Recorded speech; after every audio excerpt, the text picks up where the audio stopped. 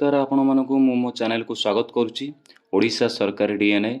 तो आपण मैंने जानते किछि दिन होला शुणा मिलूँ कालिया योजना जो चालू रोला पूर्वतन मुख्यमंत्री थे जी मानवर नवीन पट्टनायक तांख द्वारा ये स्कीमटा चालू रही कालिया योजना किंतु बंद होबाकू जाउछि ये शुणा पाइलु।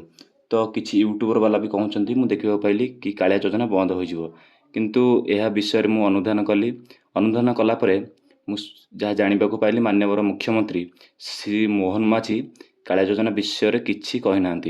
तो किंतु नगद कृषि मंत्री होइथिबा कनक वर्धन सिंह गोटे जातीय गणमाध्यम को इंटरव्यू देते से कही कालिया योजना बंद हेब बोली आमे किछि कहिनु किंतु कालिया योजना रे कम लोक लाभ पाउछंती।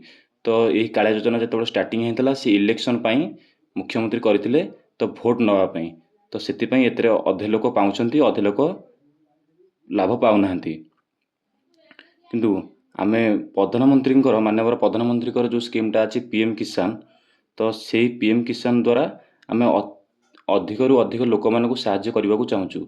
तो जो 2000 किस्ती मिलूँ तो से किस्ती को डबल करने चाहूँगी किसी आसनी सेमती इनफॉरमेशन से चाहूँगी जे जो प्रधानमंत्री पीएम किसानटा अच्छे से बढ़िया दिज्व एवं पीएम किसान केमिति अधिक रु अधिक चाषी लाभ पाइपर से ध्यान दि जाइथिला। कृषि मंत्री कथा जहाँ भी जना पड़ुछि किंतु कालिया योजना बंद हो पारे एवं पीएम किसान को बढ़ाई दिज्व बोली जना पड़ुछि। धन्यवाद आपन को यहीपरि वीडियो को देखिबारु चैनल को सब्सक्राइब करंतु। नमस्कार।